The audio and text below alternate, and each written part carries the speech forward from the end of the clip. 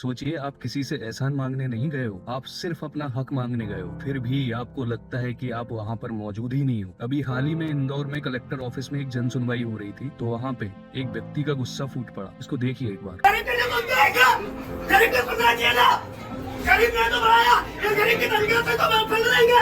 गरीब ने कलेक्टर का काम किया तो गरीब ने सुना, आज मंगलवार के दिन आते मेरा पिताजी मर गए। इस वीडियो में क्लियरली दिख रहा है कि वो आदमी चिल्लाना नहीं चाहता था, वो सिर्फ सुना जाना चाहता था। उसका नाम वोटर लिस्ट से हटा दिया गया था, वो सारे डॉक्यूमेंट्स लेकर आया था, लेकिन फिर भी उसकी बात आगे बढ़ ही नहीं पा रही थी। उसके पास सिर्फ फ्रस्ट्रेशन थी और उसके साथ खड़ी थी उसकी माँ, जो खुद से ज्यादा अपने बेटे के लिए परेशान थी। तो ये सिर्फ उस गुस्से का वीडियो नहीं है, ये भारत के सिस्टम का एक छोटा सा मिरर है। सच ये है कि भारत का ज्यादातर हिस्सा ऐसे ही लोगों से बना है। डेली वेजेस वर्कर, छोटे किसान, कंस्ट्रक्शन साइट पे काम करने वाले लोग, ढाबे और सफाई का काम करने वाले लोग। आज भारत में लगभग 80 करोड़ लोग फ्री राशन के ऊपर निर्भर हैं। इनमें से ज्यादातर बीपीएल या लो इनकम कैटेगरी में आते हैं। और जो लोग ये अनाज पैदा करते हैं, यानी हमारे किसान, जिनमें से लगभग 85%, 85% छोटे और मार्जिनल फार्मर्स हैं। फसल उगती है लेकिन मुनाफा हमेशा उनके हाथ में नहीं होता। एक तरफ लोग मुफ्त अनाज पर जिंदा हैं और दूसरी तरफ जो अनाज उगाते हैं वो खुद भी स्ट्रगल में जी रहे हैं। और बीच में खड़ा है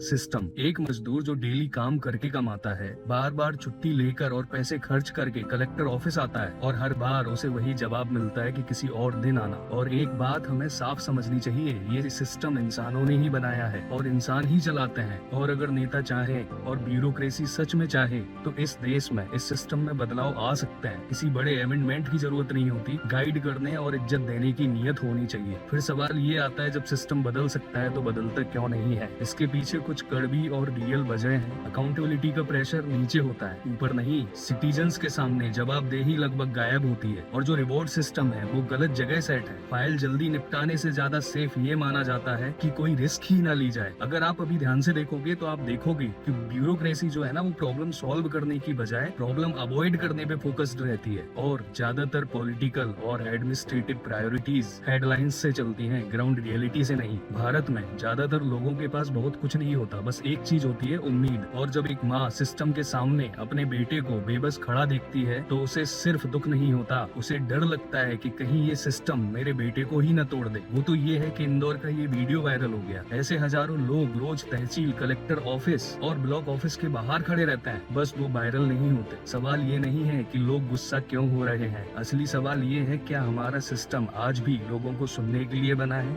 सिर्फ उन्हें लाइन में लगाने के लिए? जब ये इंसिडेंट देखता हूँ तो मैं कैसे कह दूं कि हमारा देश विश्व गुरु है।